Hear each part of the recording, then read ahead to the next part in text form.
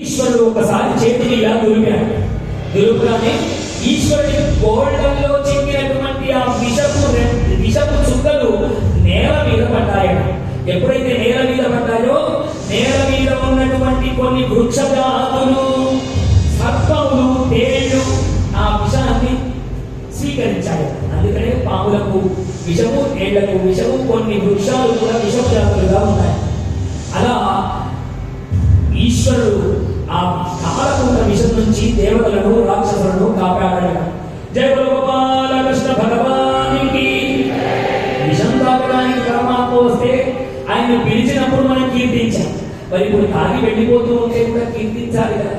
కీర్తించకపోతే ఆయన చిన్నగోడా. అందుకని ఆ పరమాత్మను మరొక్కసారి మనమందరం కూడా కైలాసం వరకు వెళ్ళి తీసుకొచ్చాం. ఇప్పుడు కైలాసంలో వదిలి రావాలి కదా. మళ్ళీ రెండోసారి కైలాసం వెళ్ళే అవకాశం మనందరికీ. జయ గోపాల